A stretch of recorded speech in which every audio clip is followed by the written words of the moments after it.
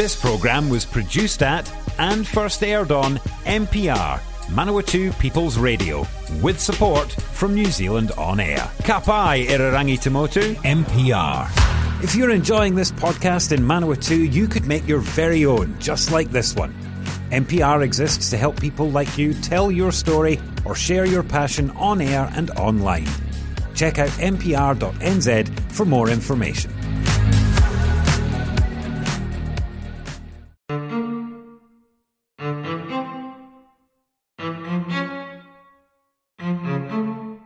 It's time for our Monday serial, A Respectable Veneer, written by Rachel Doré, published by Upstart Press and narrated by Romy Hooper. This serial has been made possible by funding from the Earl Creativity and Development Trust, with collaboration from Manawatū People's Radio. A Respectable Veneer is a story about love and courage, but we remind you of our regular content warning. There are elements of violence and references to child abuse. Ruby and Edie have settled themselves in at Frank's, but just when things began to look comfortable, Ruby spotted a familiar, dreaded figure in the street. She and Edie are not as safe as she had thought. Lou Breaker Watkins was a criminal of the worst sort. Word was he'd spent the war years in and out of jail before Mo picked him up. She had a use for his talents. A rumour had even gone around that he'd once murdered someone, the body never found. Whenever he had turned up at the rat's nest, it was because he'd been given a job to do. That was what happened to Winnie Garrick.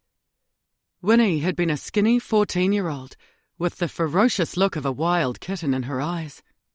A runaway from a girls' home, a cocky, dirty-mouthed, cigarette-smoking thief with towy hair that she'd patchily dyed with peroxide. Lipstick and rouge made her look like the painted child she was. She already knew what she had to sell. Whatever Winnie's misdemeanour, Mo had decided she needed to be taught some manners, and she sent Breaker to do it. Ruby had been glad Edie had already left for school the next morning when Winnie limped back, hardly seeing out of her swollen, blue and bloodied face, arms and legs bruised black, and blood running down her legs.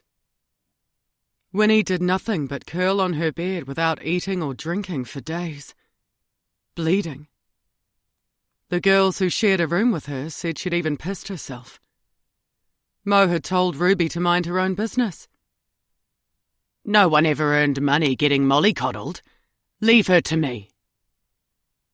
Winnie had disappeared after that. "What is it, Mum?" Edie's voice reached her. When Ruby looked again, Lou Breaker Watkins had gone. If it was him, he was short enough to disappear in a crowd. She circulated her tongue around her dry gums. "Mum?" "Sudden headache, that's all. Come on." She wanted to be wrong. Thousands of men must have that gait, those mannerisms. What if it was some jockey having a day in town, some half-grown country lad? It had to be someone else. Had to be. As they walked, Edie chatted again. Her new friends, the ones she'd decided not to like, who wore what the others had for lunch, and how she compared herself to everyone else. "Can I have a blue ribbon for my hair?" Ruby shied at the flap of someone's overcoat, a glimpse of a hat on a short man's head. Even a cigarette butt, flicked to the gutter, sent alarm through the cells of her body. "Can I? Sky blue, not dark blue," Edie went on. "Please, just stop talking," Ruby said, forcing herself to take one step after another. Faster, faster. "Why are we rushing?" said Edie. "Do you want time to choose things or not?" "Yes." "Well, keep up." At Mackenzie's, Ruby glanced around nervously as she fingered gloves and cardboard tubes of scented talc and tried to keep Edie from touching things. It was a relief to slip into a shop, browsing items with other ladies. If she wasn't so penny-pinched, she'd have gone to Roscoe's. There was a moment of temptation over a pair of modern plastic earrings, and she bought a 9-penny set of coloured hankies printed with daisies. It was hard not to look over her shoulder to see if she'd been followed. If it had been Breaker Watkins, there was a chance he wouldn't recognise her with her hair cut off.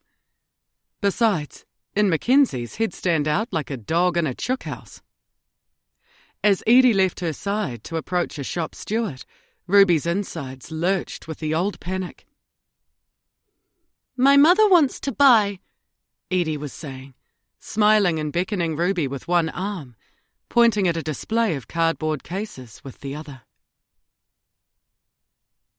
Ruby watched her girl cross the assembly ground, her hair nicely parted and ribboned, new white socks to her knees, carrying her new blue leatherette cardboard case.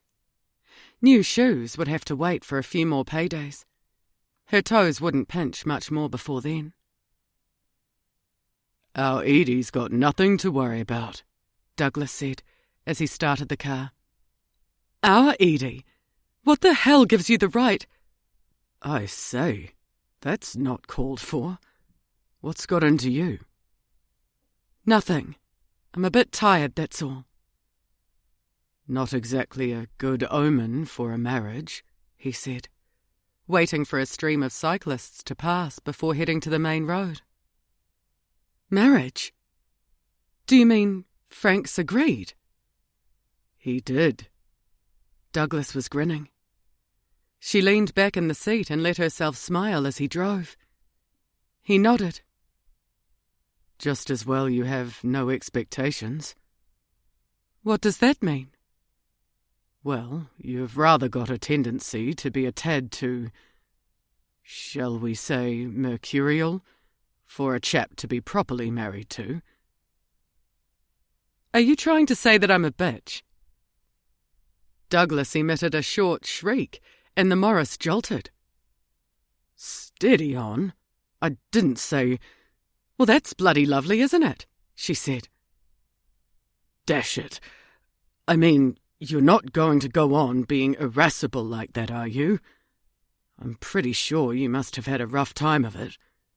But you do rather seem to insist on getting hold of the wrong end of things. Frank's bad enough. I'm not sure I can stand the pair of you flying off the handle at the least thing." "Well, that's putting it plainly."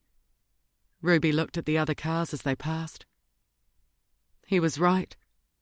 If she didn't take hold of her nerves, she could ruin everything.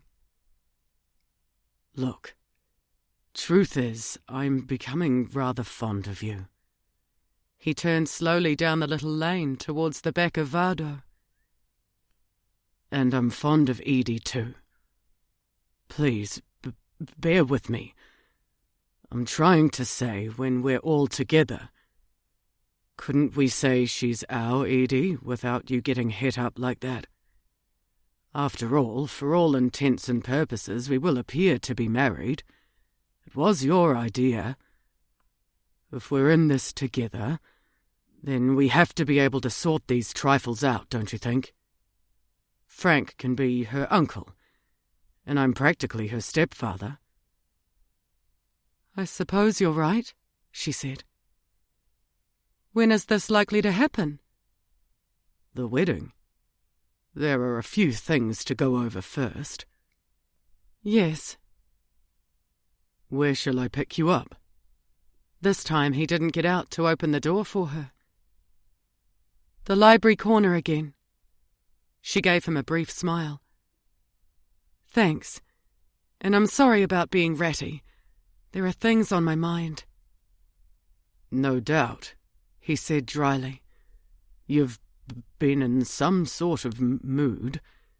It doesn't do anybody any good at all."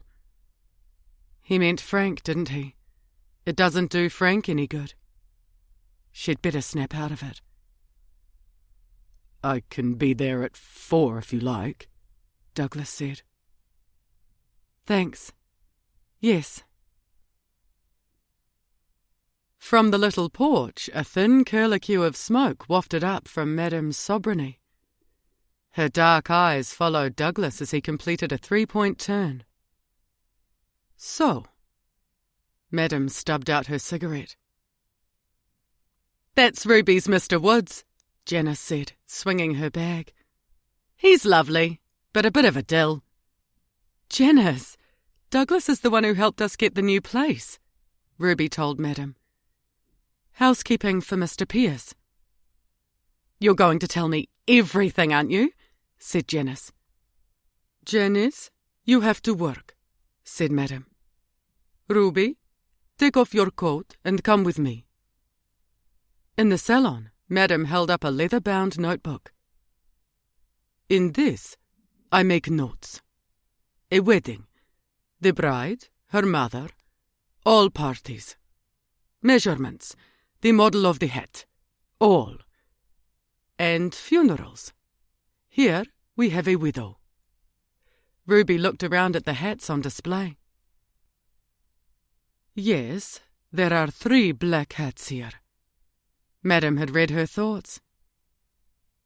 Why did they not buy one of these? Are Vardo hats cream cakes that people see and buy? People can buy a hat anywhere. Even that place, Roscoe's, sells hats. Bah! Vardo people have money. To buy my time, my understanding of their needs. Understanding needs. Ruby knew about that. What is a hat for? Madam gestured expansively. Look out at the street. A couple of middle-aged women paused to look in the window and passed on. A hat is proper for a lady. Madam lifted a hat, then replaced it on its stand. These hats are not the hats people need. A hat is a language. It is unfortunate for those two. Concerning hats, they are illiterate. They keep their hats for hens to roost in. Bah! Ruby's chest quivered with a silent giggle. Madam floated her way around the floor, picking hats off their stands with sombre tenderness, and replacing them at just the right angle. A hat is a language of illusion, she crooned. Theatre. These things I understand. A woman wants to appear beautiful. She chooses a certain hat. She is unhappy. A certain hat makes her think she can fool the world, to believe she is. Lost for the word, Madam circled her hands in the air and gave the wide-eyed, dazzling stage smile of an actress. For such a woman, the hat must be magical. She needs not the hat itself. She needs a hat to make people believe she is a radiant lady, full of life. The client does not tell me these things. I see it. I make notes. Do you understand me? Yes.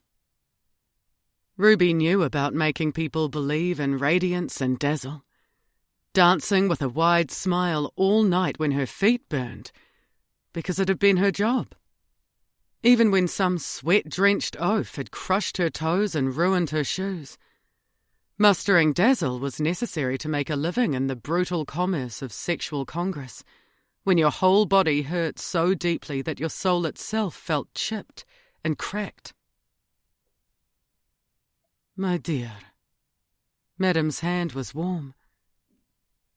You have a shaking. Are you ill?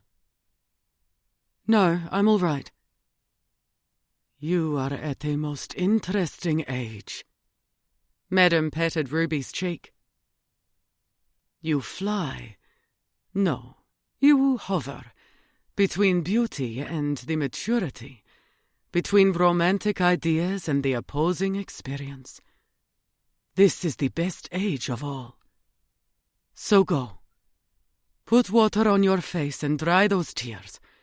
Put on lipstick, then come back. I have not finished. At the porcelain basin, Ruby ran wet hands through her cropped hair. It burned her to think Madam's astuteness might uncover her. With red lipstick on her mouth, she felt better. She lifted her ribs and returned to the salon. Madame held up a hat, brimless, rust brown, the crown folded to a creased slant. "When you are out, you will wear this," she said. "It will do. Trim it if you like, in your own time." She put it into a hat box and covered it with tissue. "And that lipstick is not the right colour for you. Never mind that now." It was last year's model, but still. "Thank you," Ruby said.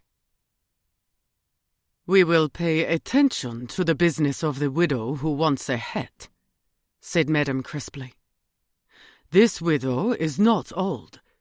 She is one who does not grieve. She plays a part. For her, it is important to appear beautiful. You see? For the next husband." "Oh, when does it have to be ready?" Ruby asked. "That is not a question. The husband is not yet dead. We have perhaps 4 days.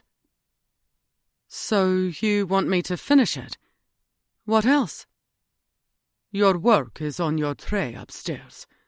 I am going out. Brush your skirt. Is that a hair from a cat? Remove it. When you hear the bell, stop your work at once. Remove your smock and come down." "What shall I do if a lady wishes to buy a hat? Sell her a hat. Prices are under each stand.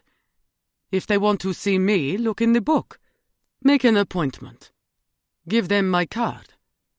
I will be back before 10 o'clock. From the upstairs window, Ruby saw the MG disappear down the lane. Lifting the dust cloth, she expected to see a nearly decorated hat, pinned for her to finish. Instead, there was one black, bare felt body, with a shallow crown, and flared, in vogue, roll-edged brim. Beside it was a part roll of black-spotted Swiss netting, a card of velvet ribbon, and a bottle of black beads. Ruby lifted the lid of a box of feathers. There was no note. Janice must have been listening for her. "Madame's just picking up a couple of blocks for the new designs. She won't be long. Here's a tip. Don't use the feathers. She's off feathers for now." Before Ruby could ask anything, the blocking room door closed.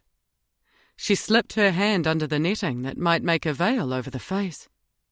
As a 3/4 veil, it could be gathered up over the flare in a coquettish swag toward the crown and stitched into a large, loose bow, or made into a horizontal cockade of peaked, stiffened raw edges, radiating out to the edge of the brim.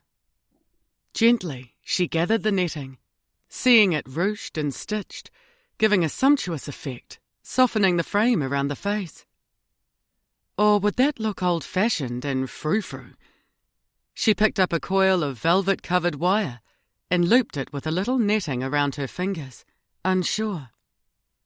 The ribbon with the velvet flock dots could add a touch of flamboyance, or would that overdo it? Frank would probably know. Simplicity of style would probably meet with Madame's approval. She took a breath and started work. By Friday, the hat for the soon-to-be widow was finished. The next job was trimming a new model for the mayor's wife. For the last few days, Janice had been away at lunchtime, and there'd seemed no point in stopping for lunch. The more work Ruby took on, the better she was able to force her mind away from Breaker Watkins and the thoughts that plagued her. She pierced the fine needle into the fibres of the piece of satin in her hand. Before pulling the thread through, she paused and looked out the window and the curtain of clouds moving across the sky. The weight of her old life, the necessity of closing herself off from herself so she could endure it, might have shut her off from Edie too. The cost of it had not occurred to her before, and it pressed heavily on her. Why now? She finished the stitch and gazed out the window again. The love she had for Edie was like the colour of the sky, beyond thought. It was there, even when it couldn't be seen, even when she had to turn herself away from it. She was tempted to drop the work immediately and run all the way to the school, just to scoop her into her arms. "Oh, Ruby, I have missed you." Janice licked her finger and dabbed crumbs of caraway seed cake off the greaseproof paper at morning tea time. "Divine! There's something lemony in it, isn't there?" "Glad you like it," said Ruby. She had missed Janice too. "Frank must think he's struck it lucky with you doing for him."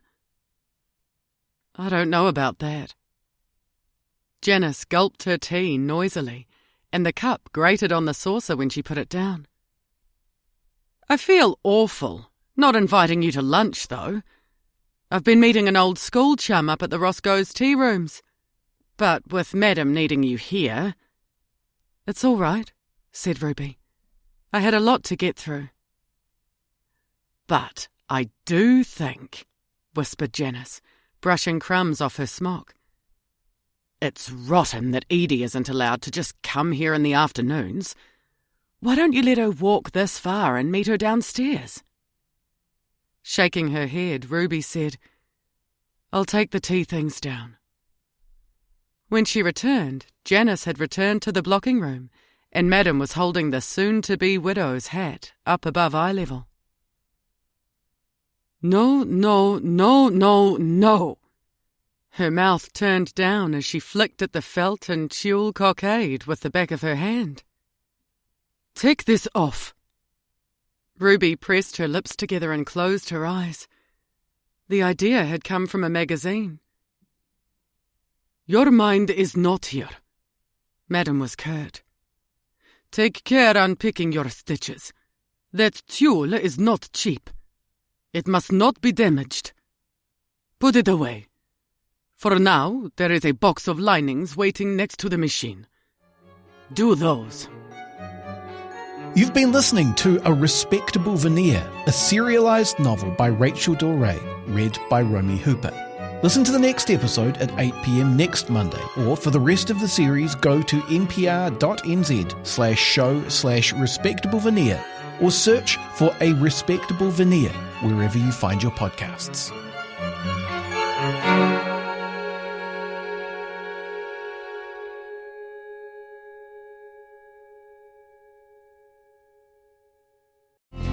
If you enjoy this NPR podcast, please consider subscribing.